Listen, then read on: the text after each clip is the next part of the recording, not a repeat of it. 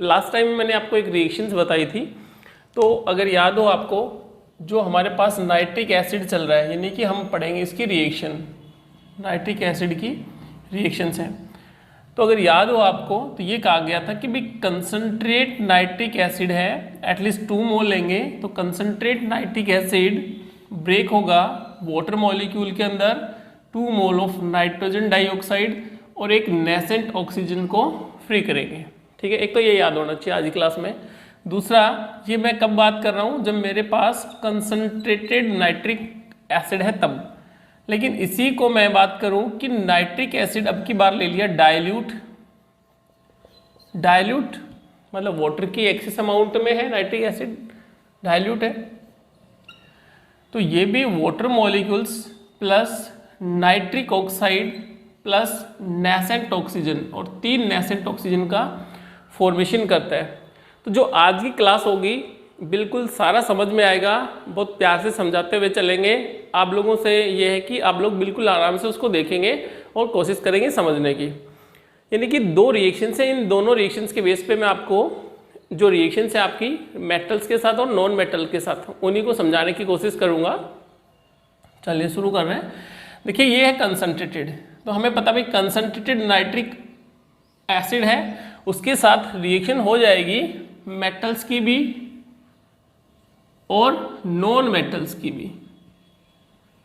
यानी कि मेटल्स और नॉन मेटल्स जो है वो दोनों रिएक्शंस में पार्टिसिपेट कर सकती हैं नाइट्रिक ऑक्साइड्स कंसंट्रेटेड में, क्योंकि कंसंट्रेटेड है तो उसमें कोई प्रॉब्लम ही नहीं है। लेकिन जब मैं डाइल्यूट की बात करूं तो डाइल्यूट के अंदर मेटल तो रिएक्शन कर लेती है, जैसे मैग्नीशियम मेटल है वो रिएक्शन कर लेती है इजीली, और Mn मेटल है वो भी रिएक्शन कर लेती है। लेकिन अगर मैं बात करूं नॉन मेटल्स की, तो नॉन मेटल्स में ये कभी नॉन मेटल्स अगर मैं बात करूं, जैसे कार्बन है, सल्फर है, आयोडीन है, फास्फोरस है, तो ये कभी भी रिएक्शन में पार्टिसिपेट नहीं करेंगे।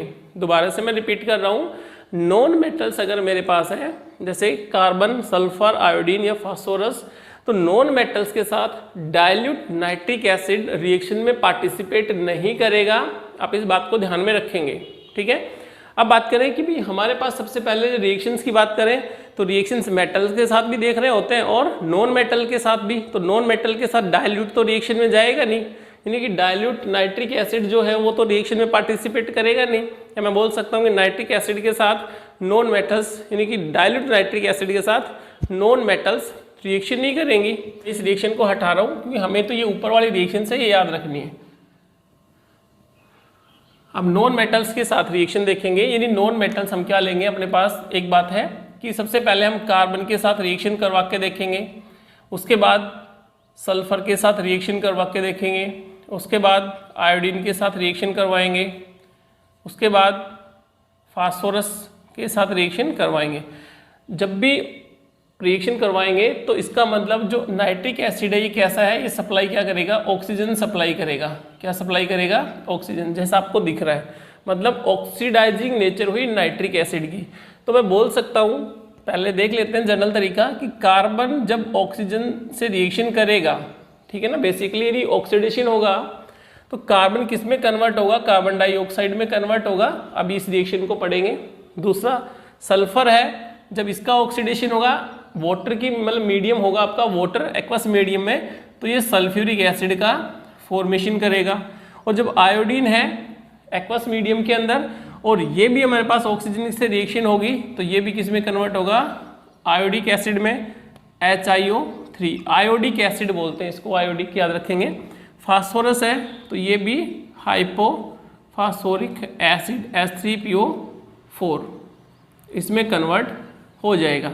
मतलब बेसिकली हमें ये बातें याद रखनी है कि जब जब हम रिएक्शंस को पढ़ेंगे तो हमें एक जनरल तरीका याद रखना है। कार्बन कार्बन डाइऑक्साइड में कन्वर्ट हो रहा है, सल्फर सल्फर सल्फ्यूरिक एसिड में कन्वर्ट होगा, और आयोडीन है आयोडिक एसिड के अंदर कन्वर्ट होगी, और फास्फोरिक एसिड है जैसे H3PO4 फास्फोरिक एसिड के अंदर कन्वर्ट हो जाएगा, ऑर्थोफास्फोरिक एसिड बोलेंगे इसको, ठीक है। यहाँ तक देखो। अब इसकी रिएक्शंस पढ़ते हैं, किस तरह से रिएक्शंस होंगी।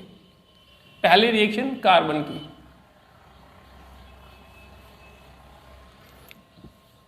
कार्बन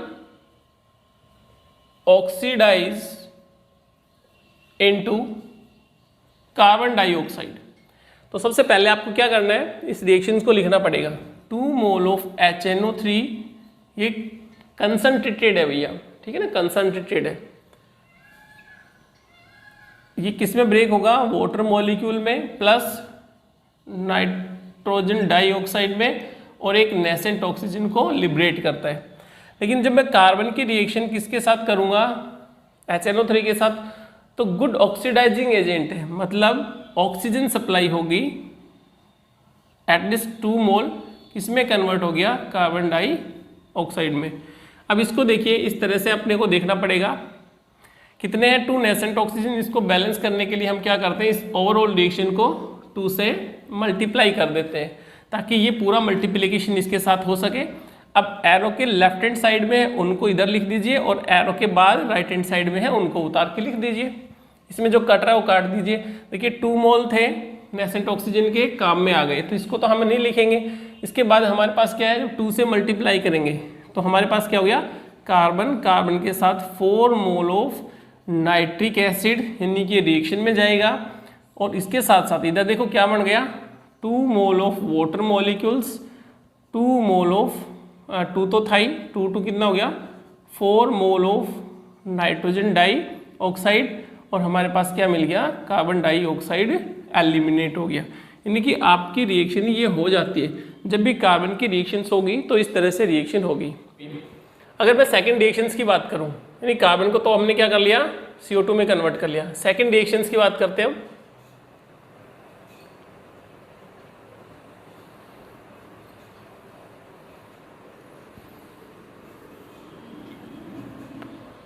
सेकंड रिएक्शन यानी कि सल्फर, और सल्फर होता है S8 की फॉर्म में, sulphur convert into the sulphuric acid. यानी कि जब भी सल्फर का ऑक्सीडेशन होगा, ठीक है ना, in the presence of aqueous medium, तो हम इसको किस में कन्वर्ट करेंगे, सल्फ्यूरिक एसिड। आपको इस तरह से याद रखना है।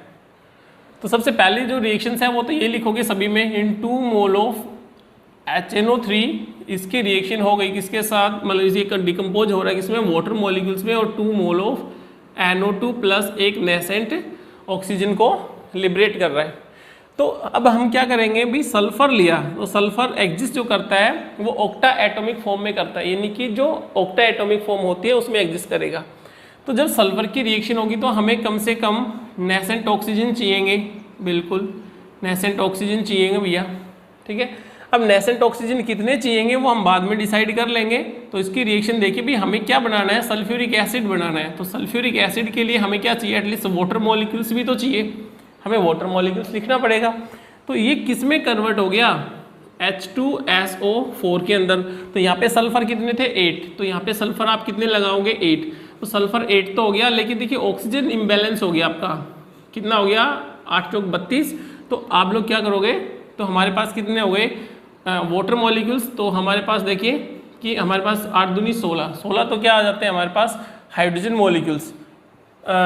सल्फर S8 लिया तो हमें एटलीस्ट क्या करना पड़ेगा 8 मोल, यानी 8 दूनी 16 तो करना पड़ेगा। 8 मोल तो क्या ले लिया मैंने, हाइड्रोजन, बैलेंस हो गया। ऑक्सीजन को बैलेंस करते हैं तो 8 तो क्या हो गए यहाँ पे ऑक्सीजन, ठीक है, और इधर 32 है, तो एटलीस्ट मुझे कितने हाइड्रोजन रखने, ऑक्सीजन रखने यहाँ पे 24, ताकि ये बैलेंस हो जाए। तो जैसे 24 आपने लिया तो इसको भी आप साथ के साथ मल्टीप्लाई कर दीजिए 24 से, यानी कि जो नेसेंट ऑक्सीजन है उनको भी हमने बैलेंस कर दिया। अब लेफ्ट हैंड साइड की लेफ्ट हैंड साइड में रिएक्शन लिखेंगे और राइट हैंड साइड की राइट हैंड साइड में, इनको सभी को उतार दीजिए। देखिए नेसेंट ऑक्सीजन है, नेसेंट ऑक्सीजन है, तो इनको तो हम नहीं लिखेंगे भाई, ये तो हट ही जाएंगे यहाँ से। अब इसको देखिए कितने 24 को मल्टीप्लाई करिए, यानी सल्फर है S8 किससे रिएक्शन करेगी, HNO3 से। तो HNO3 कितना हो गया 48 HNO3 मॉलिक्यूल्स, क्योंकि 24 को मल्टीप्लाई करेंगे तो ये अपना इधर का हो गया, कितने वाटर मॉलिक्यूल्स हैं 8 वाटर मॉलिक्यूल्स। इससे क्या मिल रहा है हमें, इससे क्या मिल रहा है, देखिए इससे क्या मिल रहा है 8 मोल H2SO4, एक तो ये मिल गया 24, यानी कि 24 H2O ये मिल गया, और 48 NO2 मिल गया, यानी ये आपकी रिएक्शंस हो जाती है। तो आप लोग क्या कर सकते हो, देखिए इधर भी 8 मोल है और इधर भी क्या है 24 है। आप चाहें तो इसका मतलब है कि इसमें से 8 मोल को घटा के भी लिख सकते हैं। तो आपकी ये दूसरी रिएक्शंस हो जाएगी सल्फ्यूरिक एसिड के साथ, ठीक है ना।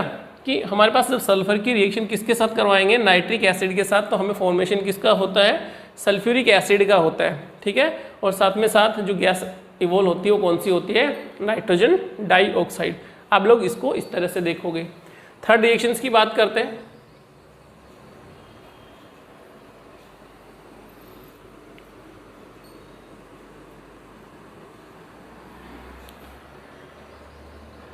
थर्ड रिएक्शन में देखिए आयोडीन है, ये जब ऑक्सीडाइज होगी तो आयोडिक एसिड का फॉर्मेशन करेगी। इसको क्या बोला जाता है, आयोडिक एसिड।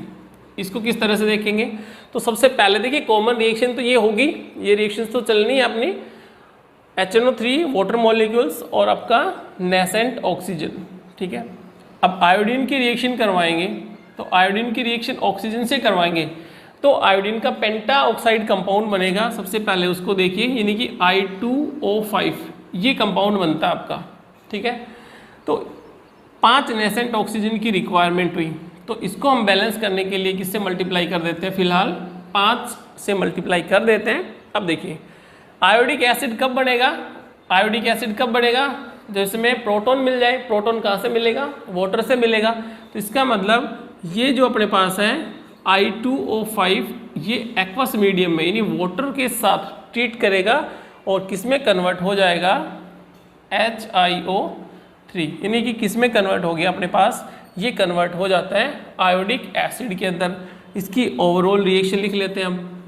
ओवरऑल रिएक्शन में क्या होगा, देखिए किस तरह से हमने कहा कि 5 नेसेंट ऑक्सीजन काम में आ गए जो डेवलप हुए थे, तो 5 नेसेंट ऑक्सीजन को तो 5 नेसेंट ऑक्सीजन से हम हटा देंगे। इस रिएक्शन को हमने ओवरऑल मल्टीप्लाई कर दिया किससे, 5 से।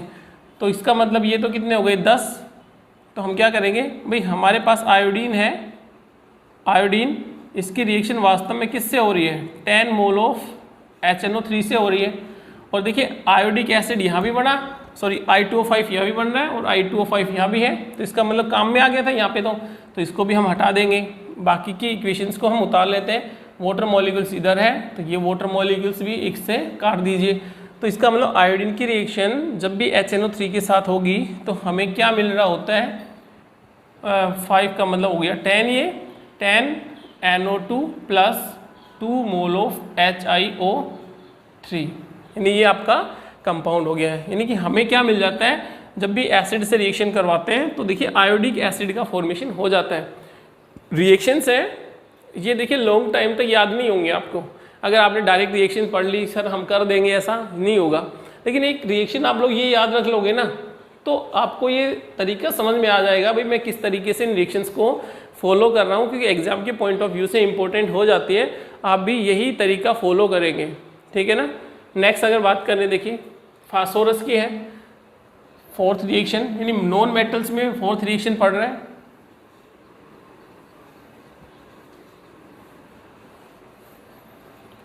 अब कंपाउंड पता होना चाहिए भी, 4th टाइप की रिएक्शन है, फास्फोरस है, हमें पता भी फास्फोरस किस फॉर्म में एग्जिस्ट करता है, P4 की फॉर्म में एग्जिस्ट करता है।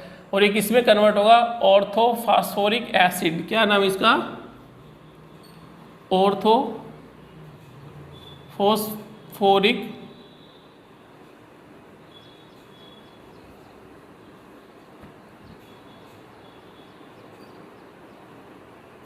एसिड, यानी कि ऑर्थोफॉस्फोरिक एसिड के अंदर कन्वर्ट होगा। तो इसके लिए रिएक्शंस भी देखना जरूरी है। पहली रिएक्शन तो यही होगी, है ऐसे कैसे लिख दीजिए भाई 2 मोल ऑफ, क्योंकि हमें तो इसका डिकम्पोजिशन रिजल्ट चाहिए ना, HNO3 है, जब ये टूटेगा तो water molecules plus 2 mole of nitrogen dioxide plus nascent oxygen को लिबरेट करेगा, क्योंकि कंसनट्रेटेड HNO3 के साथ रिएक्शन हो रही है। लेकिन जब मैं फॉस्फोरस की रिएक्शन करवाऊंगा, फॉस्फोरस की रिएक्शन और नेसेंट ऑक्सीजन के साथ, अब हमें भी डिसाइड करना भी नेसेंट ऑक्सीजन कितने चाहिएंगे। तो फास्फोरस का जो स्टेबल कंपाउंड बनेगा वो बनता है नॉन मेटल के साथ P4O10, यानी कि फास्फोरस का ऑक्साइड हो गया P4O10। तो इसके लिए हमें देखो कितने चाहिए, कम से कम नेसेंट ऑक्सीजन 10, तो इसको मैं मल्टीप्लाई किससे कर रहा हूँ, 10 से, ताकि यहाँ पे तो ऑक्सीजन एटम बैलेंस हो गया। तो इसको और बैलेंस कर लेते हैं नेसेंट ऑक्सीजन को, तो 10 से आपको यहाँ मल्टीप्लाई करना पड़ा, यानी फास्फोरस की रिएक्शन हो गई और H3PO4, तो हमारे पास PO फास्फोरस का ऑक्साइड तो मिल गया, लेकिन हाइड्रोजन कैसे आए, वाटर मॉलिक्यूल्स के साथ, तो ये रिएक्शन कर लेता है P4O10 वाटर मॉलिक्यूल के साथ रिएक्शन करेगा, तो इससे बनता है H3PO4 मिल गया। अब फास्फोरस कितने थे 4, तो इसको बैलेंस कर दीजिए 4 से, ये कितने हो गए हाइड्रोजन 12, ये अपने पास है तो मैं 6 से मल्टीप्लाई कर देता हूँ ताकि मेरा हाइड्रोजन भी क्या हो जाए, कंप्लीट हो जाए। इसको आप देखिए किस तरह से लिखेंगे। सबसे पहले तो नेसेंट ऑक्सीजन 10 है, ये हटा दीजिए भाई, ऑक्सीजन हट जाएंगे। P4O10 है, O10 है, इनको भी हटा दीजिए। लेफ्ट हैंड साइड के लेफ्ट हैंड साइड में रख दीजिए, कितने हैं भैया 20, और किसके साथ रिएक्शन है, फास्फोरस के साथ, यानी P4 की रिएक्शन वास्तव में किसके साथ हो रही है, 20 मोल ऑफ HNO3 के साथ हुई, और in the presence of water, ठीक है, वाटर के साथ हुई।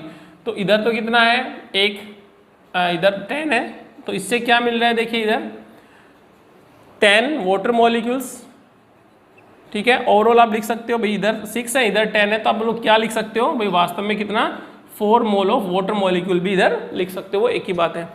और रिजल्ट क्या मिल रहा है आपको साथ साथ, 4 मोल ऑफ H3PO4। तो आपकी जो रिएक्शन हो जाएगी, देखिए मैंने यहाँ पे लिखा वाटर मॉलिक्यूल, इधर भी वाटर मॉलिक्यूल, तो आपका जो बैलेंस बचता है वाटर मॉलिक्यूल का, इधर लिख सकते हो 4 मोल वाटर मॉलिक्यूल।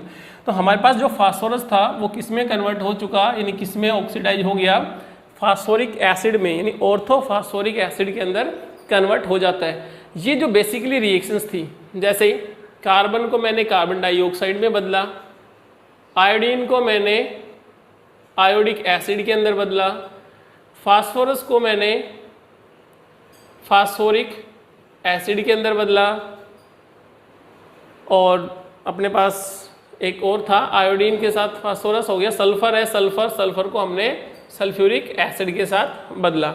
मतलब HNO3 ऑक्सीडाइजिंग नेचर का है, ये नॉन मेटल्स को ऑक्सीडाइज करवाएगा और carbon dioxide, iodic acid, phosphoric, orthophosphoric acid और सल्फ्यूरिक एसिड में कन्वर्ट करेगा। Reaction of HNO3 nitric acid, यानी कि reaction of HNO3 nitric acid की रिएक्शन है विद मेटल्स। तो मेटल्स के साथ रिएक्शन होगी। अब मेटल भी मेरे पास दो तरह की हो सकती है, उसको देखेंगे। एक तो होगी लेस, पहले तो मोर का कर लेते हैं, more electropositive than hydrogen. Hydrogen से ऊपर, मतलब जो इलेक्ट्रोकेमिकल सीरीज है उसके अकॉर्डिंग बात करते हैं। जो मोर रिएक्टिव मेटल्स हैं, जैसे मैं बात करूं सोडियम की, पोटेशियम की, कैल्शियम की, आयरन की, एल्यूमिनियम की, मैग्नीशियम की, इस तरह से, ठीक है ना, क्रोमियम ले सकते हो, ये सारी की सारी क्या है, मोस्ट इलेक्ट्रोपॉजिटिव मेटल है। और जबकि बात करें लेस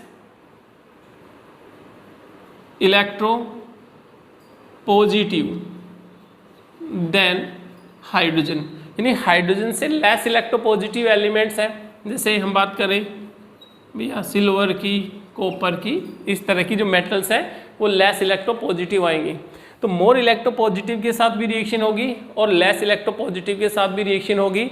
HNO3 किसके साथ रिएक्शन नहीं करता, गोल्ड के साथ और प्लेटिनम के साथ रिएक्शन नहीं करता, क्योंकि ये कैसी है, इनर्ट है भैया, इनर्ट मेटल होती है। तो कभी भी HNO3 गोल्ड के साथ और प्लेटिनम के साथ तो रिएक्शन नहीं करेगा। लेकिन अगर मोस्ट इलेक्ट्रोपॉजिटिव है, या मैं कहूँ कि हाइड्रोजन से मोस्ट इलेक्ट्रोपॉजिटिव है और ज़्यादा रिएक्टिव मेटल हैं बेसिकली, तो उनकी तो रिएक्शन हो जाती है। और जबकि लेस इलेक्ट्रोपॉजिटिव है जैसे सिल्वर और गोल्ड, उनकी रिएक्शंस भी होती है, लेकिन जो प्रोडक्ट है वो आपका अलग अलग बनाते हैं। अब मोस्ट इलेक्ट्रोपॉजिटिव मेटल्स की अगर बात करूँ, यानी जो मेटल्स हैं उस मेटल की रिएक्शन अगर HNO3 के साथ करवाओगे, ये देखिए कंसेप्ट है, यहाँ से ट्रिक है, ठीक है ना, ये ट्रिक याद रखोगे। जो मेटल की रिएक्शन यानी कि मोर इलेक्ट्रोपॉजिटिव के रेस्पेक्ट में बोल रहा हूँ कि इसकी रिएक्शन जब HNO3 के साथ हुई तो ये नाइट्रेट्स बनाते हैं, यानी कि क्या बनेंगे, मेटल और मेटल का क्या बनाएंगे, नाइट्रेट। आप लोग इस तरह से याद रखेंगे, NO3 नाइट्रेट बोलेंगे इसको, मेटल नाइट्रेट बनेगा, और ये मेटल नाइट्रेट के साथ साथ हाइड्रोजन, नेसेंट हाइड्रोजन लिबरेट होगी। It is the very very very important case. जब भी मेटल कौन सी, मोर इलेक्ट्रोपॉजिटिव मेटल HNO3 के साथ रिएक्शन करेगी तो हमें क्या मिलता है, नाइट्रेट। आप लोग सीधा कंसेप्ट याद रखोगे। और ये क्या बच गया अपने पास, हाइड्रोजन। और हाइड्रोजन भी कैसा है, नेसेंट हाइड्रोजन लिबरेट होगा। लेकिन जब नेसेंट हाइड्रोजन लिबरेट हो गया तो वापस क्या काम होता है उसको भी देख लेते हैं। ये जो नेसेंट हाइड्रोजन है ये फर्दर यानी कि HNO3 के साथ दोबारा से रिडक्शन प्रोसेस में जाता है, रिडक्शन प्रोसेस में जाएगा। तो रिडक्शन के साथ साथ ये आपके नंबर ऑफ कंपोनेंट जैसे नाइट्रस ऑक्साइड, जैसे नाइट्रिक ऑक्साइड, जैसे अमोनिया, जैसे अमोनियम नाइट्रेट, इन मॉलिक्यूल्स का फॉर्मेशन करेगा। और इन मॉलिक्यूल्स का जो फॉर्मेशन होता है वो डिपेंड करता है कि वहाँ पे टेम्परेचर कितना है। ठीक है ना, बात समझ में आ गई। दोबारा से समझेंगे। जब मैं मेटल की रिएक्शन करवाऊंगा नाइट्रिक एसिड के साथ तो मेटल नाइट्रेट बनेंगे। आप लोग इस तरह से याद रखिए, मेटल नाइट्रेट बनेंगे और हाइड्रोजन लिबरेट होगा। और हाइड्रोजन जो है वो रिडक्शन प्रोसेस के अंदर चला जाता है, यानी कि HNO3 में मैं अगर हाइड्रोजन को जोड़ दूँ, वाटर मॉलिक्यूल्स को एलिमिनेट करवा दूँ, यानी by the elimination of water molecules, by the elimination of water molecules, तो हमें हो सकता है अभी नाइट्रस ऑक्साइड मिले, नाइट्रिक ऑक्साइड मिले, HNO3 मिले, अमोनियम नाइट्रेट मिले या नाइट्रोजन डाई ऑक्साइड्स मिले। तो हमारे जो प्रोडक्ट होंगे वो प्रोडक्ट ये बढ़ेंगे। और ये जो प्रोडक्ट डिपेंड करते हैं, ये ध्यान रखना, टेम्परेचर पे डिपेंड करते हैं और कंसंट्रेशन पे डिपेंड करते हैं। यानी HNO3 में डाइल्यूट ले रहा हूँ, HNO3 में कंसनट्रेटेड ले रहा हूँ, या HNO3 में मतलब लो टेम्परेचर पे बात कर रहा हूँ, कोल्ड है या फिर हॉट है। तो बेसिस ये आपके साइड प्रोडक्ट होंगे, उसके बाद ही हमें केमिकल रिएक्शंस को आगे समझने में आसानी होगी। आई होप यहाँ तक की बात समझ में आ गई होगी। Reaction with metals, reaction with metals, और मेटल्स में भी कौन सी होंगी, रिएक्टिव मेटल्स, जिसमें सब पहला जो केस ले रहे हैं वो मैग्नीशियम का ले रहे हैं कि मैग्नीशियम हो सकती है, मैग्नीज हो सकती है। मैग्नीशियम इलेक्ट्रोपॉजिटिव मेटल है, इसलिए मैग्नीशियम एक ऐसी मेटल है जो कि वेरी डाइल्यूट सॉल्यूशन के साथ भी रिएक्शन करने के साथ हाइड्रोजन गैस को लिबरेट करती है। तो मैग्नीशियम मेटल है या मैग्नीज मेटल है, इसकी रिएक्शन अगर हम HNO3 के साथ कर दें, ये वेरी डाइल्यूट ले सकते हैं अभी, वेरी डाइल्यूट भी 1 to 2%, यानी कि इसके साथ भी हाइड्रोजन गैस का लिबरेशन कर देती है। तो इसमें सबसे पहले देखिए क्या बना, मैग्नीशियम नाइट्रेट बना। ये मैग्नीशियम नाइट्रेट कहलाएगा आपका, यानी मैग्नीशियम का नाइट्रेट बन गया। वैलेंसी इसकी कितनी है, 2 है, मैग्नीशियम नाइट्रेट। और इसके साथ साथ एक हाइड्रोजन गैस का लिबरेशन हो गया, यानी हाइड्रोजन गैस लिबरेट होगी और फॉर्मेशन किसका होगा, मैग्नीशियम नाइट्रेट का हुआ। मैग्नीज ये भी सॉलिड फेज में, इसकी रिएक्शन भी क्या करवा दे, HNO3 के साथ करवा दें, यानी 2 मोल के साथ। तो हमें इससे भी देखिए क्या मिल रहा होता है, नाइट्रेट का फॉर्मेशन मिलेगा। मैग्नीज नाइट्रेट मिल गया आपका, और इसके साथ साथ हमें हाइड्रोजन गैस का लिबरेशन मिल जाता है। तो आप इन दोनों को याद रखोगे, सिंपल सी बात है। जब भी मैग्नीज की रिएक्शन, मैग्नीशियम की रिएक्शन और मैग्नीज की रिएक्शन करवाओगे तो यहाँ पे हाइड्रोजन गैस का लिबरेशन होगा, और दूसरा नाइट्रेट की फॉर्म में, देखिए नाइट्रेट बना, ये भी नाइट्रेट की फॉर्म में आ गया। इतनी सिंपल सी बात है। जब भी मैं मेटल की रिएक्शन करवाऊंगा HNO3 के साथ तो नाइट्रेट कंपाउंड्स का फॉर्मेशन होगा। आई थिंक यहाँ तक कोई दिक्कत नहीं है आपको, बिल्कुल ईजी कंसेप्ट है। नेक्स्ट कंसेप्ट की तरफ चलते हैं। अब देखिए नेक्स्ट कंसेप्ट में हमें उनको वेरीफाई करना होगा कि HNO3 हम किस तरह का ले रहे हैं, हॉट ले रहे हैं या कोल्ड ले रहे हैं।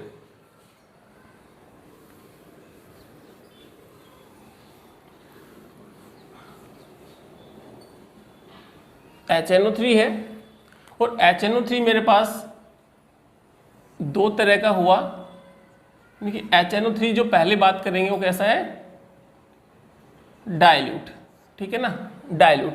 और डाइल्यूट में भी कंडीशंस हमारे पास दो रखेंगे, एक तो लो टेम्परेचर रखें, लो टेम्परेचर कहने का मतलब क्या है, बिल्कुल डाइल्यूट होगा, और डाइल्यूट में भी कैसा है, लो टेम्परेचर। लो टेम्परेचर का मीनिंग हुआ कोल्ड, ठीक है ना, हम कोल्ड में बात करेंगे।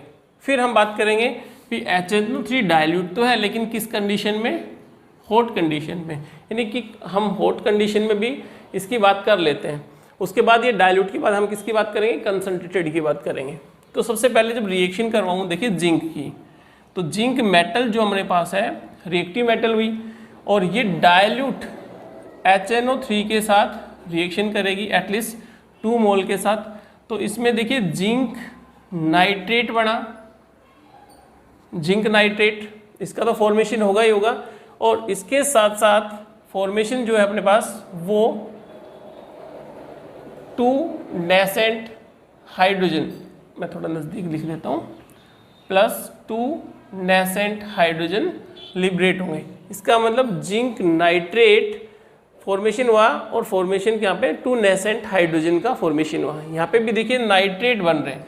अब ये जो हाइड्रोजन है नेसेंट, इसको आप बताया था मैंने, फर्दर ये किससे रिएक्शन करता है, HNO3 से, यानी कि HNO3 तो सॉल्यूशन के अंदर पड़ा रहेगा, इसकी रिएक्शन H+, ठीक है, यानी नेसेंट हाइड्रोजन से ये रिएक्शन करेगा। तो फॉर्मेशन किसका करता है, अमोनिया मॉलिक्यूल्स का, और इसके साथ साथ वाटर मॉलिक्यूल्स।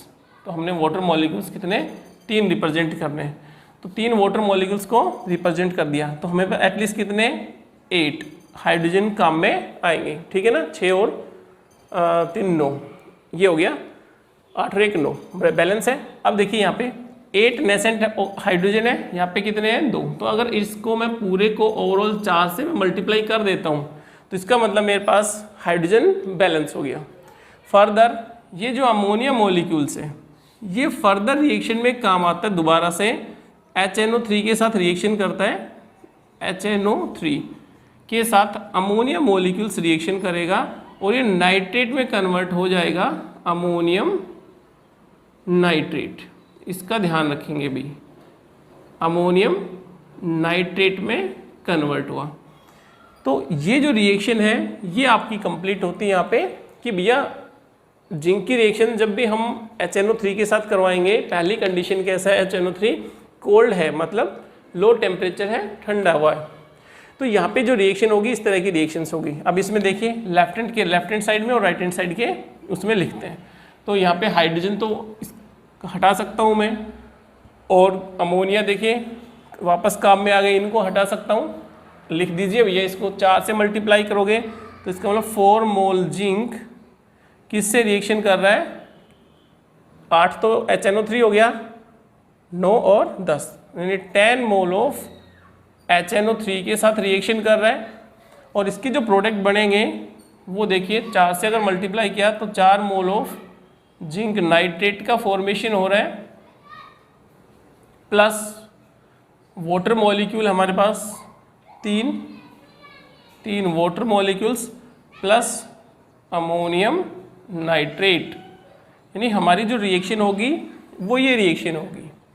तो यहाँ पे जो मेटल मैंने जिंक ली, इसके रेस्पेक्ट में आप क्या ले सकते हो, इसके रेस्पेक्ट में आप लोग SN मेटल ले सकते हो और आयरन मेटल ले सकते हो। आपका इसी तरह से फॉर्मेशन होता हुआ चला जाएगा।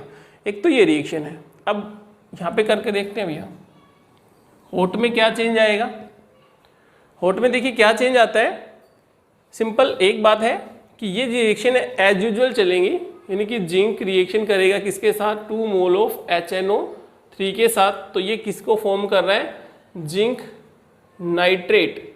इसको देखते चलेंगे साथ साथ, जिंक नाइट्रेट बन रहा है प्लस हाइड्रोजन बन रहा है अभी 2 नेसेंट हाइड्रोजन। लेकिन दोबारा से रिएक्शन बता रखी है आपको भी, HNO3 है, ये नेसेंट हाइड्रोजन कम से कम 8 नेसेंट हाइड्रोजन के साथ फॉर्म हो रहा है और इससे क्या मिल रहा है, अमोनिया मॉलिक्यूल्स मिल रहा है plus 3 mole of water molecules. यहाँ तक की कोई दिक्कत नहीं है। फोर्थ रिएक्शन में यानी कि HNO3 है, इसकी रिएक्शन दोबारा से अमोनिया मॉलिक्यूल के साथ होगी तो ये किस में कन्वर्ट हो जाता है, ये अमोनियम नाइट्रेट में कन्वर्ट हो जाता है। लेकिन देखिए यहाँ पे कोल्ड की बात कर रहा था, इस रिएक्शन में मैं किसकी बात कर रहा था, कोल्ड की। जब मैं हॉट की बात करूँगा तो एक स्टेप और फॉलो करनी है आपको। ये जो अमोनियम नाइट्रेट हमने बनाया ये भैया टूट जाता है, दिख रहा है आपको किसमें, एक तो हमारे पास NO2 में नाइट्रस ऑक्साइड के अंदर, प्लस दूसरा हमारे पास है वाटर मॉलिक्यूल्स, यानी कि वाटर मॉलिक्यूल्स बना लेता है 2 मोल वाटर मॉलिक्यूल। ठीक है, बैलेंस करके देख लेना एक बार। तो इसमें सिर्फ एक स्टेप आपको एक्स्ट्रा फॉलो करना है जिसपे मैं स्टार लगा देता हूँ, यानी कि अमोनियम नाइट्रेट है, अमोनियम नाइट्रेट यहाँ से ब्रेक हो जाता है क्योंकि भैया देखिए हॉट है, कंडीशन क्या रखी है हमने, हॉट, इसका मतलब टेम्परेचर ज़्यादा है, तो अमोनियम नाइट्रेट दोबारा से डिकम्पोज होकर नया प्रोडक्ट बना देता है जो NO2 प्लस अपने पास क्या हो गया, वाटर मॉलिक्यूल्स। इसको भी लिख दीजिए। देखिए अमोनिया है, दोबारा से काम में आ गई, और कितने से बैलेंस करना हमें, यहाँ से 4 से बैलेंस करना है। और अमोनियम नाइट्रेट है, दोबारा से काम में आ गया, हटा दीजिए इनको, बाकी आप लोग लिख दीजिए, जैसे 4 जिंक। ठीक है, कितने मोल हो गए, 1 2 और 4 से मल्टीप्लाई करो 8, तो यही है 10 मोल ऑफ HNO3। इससे रिएक्शन होने के बाद बन क्या रहा है, N2O प्लस वाटर मॉलिक्यूल, 3 तो ये है, 2 ये है, 5 वाटर मॉलिक्यूल्स का फॉर्मेशन हो रहा है। और हमारे पास कितने भाई, 4 मोल ऑफ जिंक नाइट्रेट, इसका फॉर्मेशन हो रहा है। तो बेसिकली रिएक्शन क्या थी, ये रिएक्शंस तो किस में थी, कोल्ड में, और ये रिएक्शन किस में हो रही है, हॉट के अंदर। यानी जो रिएक्शंस है ये कोल्ड में होगी और ये हॉट में होगी। कंसंट्रेटेड HNO3, अब कंसंट्रेटेड HNO3 के साथ जो रिएक्शंस करेंगे वो देखिए किस तरह से होगी। यानी जिंक की रिएक्शन मैं 2 मोल ऑफ HNO3 ले रहा हूँ और अब की बार हो गया हमारे पास कंसंट्रेटेड HNO3, तो ये फर्दर क्या बना देता है, वही जिंक नाइट्रेट बनाएगा प्लस 2 मोल ऑफ सिर्फ हाइड्रोजन, यानी हाइड्रोजन 2 नेसेंट हाइड्रोजन लिबरेट कर दिया। अब देखिए यहाँ पे टेम्परेचर ज़्यादा है, ऑलरेडी हाई टेम्परेचर है और कैसा कंसंट्रेटेड है। जब कंसंट्रेशन की रिएक्शन करवाएंगे तो रिएक्शन थोड़ी सी फास्ट होगी। इसका मतलब क्या हुआ कि हमारे पास जो HNO3 था ये कंसंट्रेटेड है, तो इसका बहुत तेजी से क्या हो जाएगा, रिडक्शन हो जाएगा, यानी कि नेसेंट हाइड्रोजन है ये वापस टूट जाती है किसके अंदर, ये NO2 प्लस वाटर मॉलिक्यूल्स के अंदर H2O, यानी इन कंपाउंड्स का फॉर्मेशन कर लेगी। तो हमारे पास जो स्ट्रक्चर बनेगी वो देखिए कि HNO3 का रिडक्शन हुआ, फर्दर वाटर मॉलिक्यूल्स और NO2 में कन्वर्ट होगा। यहाँ पे ध्यान रखना पड़ेगा। अब यहाँ पे कितने नेसेंट हाइड्रोजन काम में आए, 2, और यहाँ पे कितने, अब यहाँ 2, तो मैं अब इस रिएक्शन को मल्टीप्लाई किससे कर दूंगा, 2 से कर दूंगा। तो ओवरऑल रिएक्शन हमें क्या लिखनी पड़ेगी, देख लीजिए, जब 2 से मल्टीप्लाई हुआ तो 2 मोल ऑफ जिंक रिएक्शन कर रहा है किससे, 4 मोल तो अपने पास क्या है ऊपर, और 2 मोल ये, तो मैं कह सकता हूँ 4 और 2 6 मोल हो गए अपने पास, यानी कि 2 से 1 मिनट सॉरी, हाँ ठीक है, HNO3 है और 2 ये, तो मैं 4 मोल ऑफ HNO3 टोटल ये बनेगा। इसके बाद फर्दर, क्योंकि हाइड्रोजन तो हटा ही देंगे, यहाँ पे हाइड्रोजन हाइड्रोजन हट गए, बचेगा क्या मेरे पास, जिंक नाइट्रेट प्लस NO2 और 2 मोल ऑफ वाटर। तो ये जो रिएक्शन है ये बेसिकली किस में होगी, ये रिएक्शन किस में होगी, कंसंट्रेटेड में होगी, कंसंट्रेटेड नाइट्रिक एसिड के अंदर होगी। यानी जो रिएक्शन है हमने 2 तरह से देख ली कि एक तो हॉट में और कोल्ड में, लेकिन ये कंसंट्रेटेड है HNO3, तो कंसंट्रेटेड HNO3 है वो हमारे पास इस तरह से रिएक्शन में जाएगा, ठीक है ना। जिंक के केस, तो जिंक के केस के साथ मेटल्स और भी होंगी, उनकी भी रिएक्शन इस तरह से होती है। कब है, जब मोर इलेक्ट्रो पॉजिटिव मेटल है तब आपकी ये इस तरह की रिएक्शन होगी। फर्दर देखिए, क्वांटिटेटिव एनालिसिस के लिए अगर हमें ये पता करना पड़े कि नाइट्रेट आयन प्रेजेंट है या नहीं है, तो उसके लिए हमें कौन सा टेस्ट करना पड़ता है, रिंग टेस्ट करना पड़ता है। बेसिकली रिंग टेस्ट के अंदर हम ये देखेंगे कि कोई भी कंपाउंड है उसमें नाइट्रेट है या नहीं है, यानी कि एक्वस फेज में क्या होगा, नाइट्रेट आयन होगा।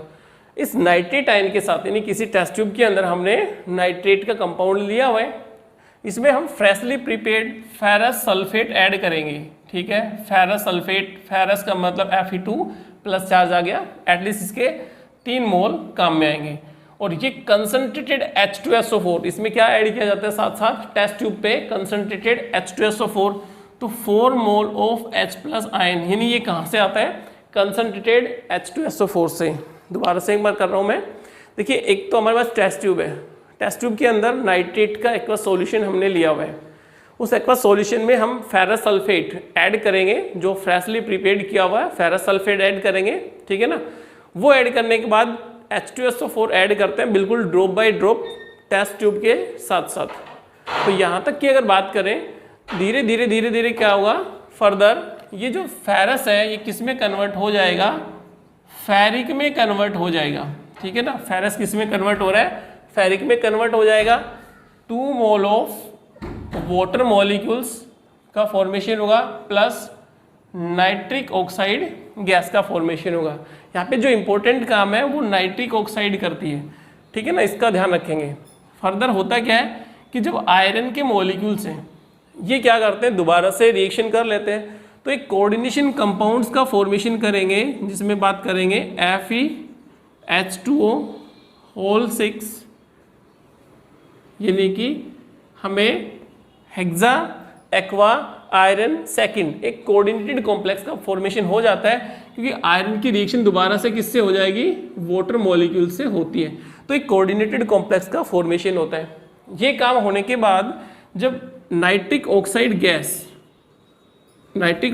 है, इसकी रिएक्शन होगी इस कॉम्प्लेक्स के साथ, ये कोऑर्डिनेटेड कॉम्प्लेक्स एक तरह का, तो हमारे पास जो कंपाउंड बनेगा वो FeH2O होल 5 और इसके साथ बन गया नाइट्रोसोनियम आयन।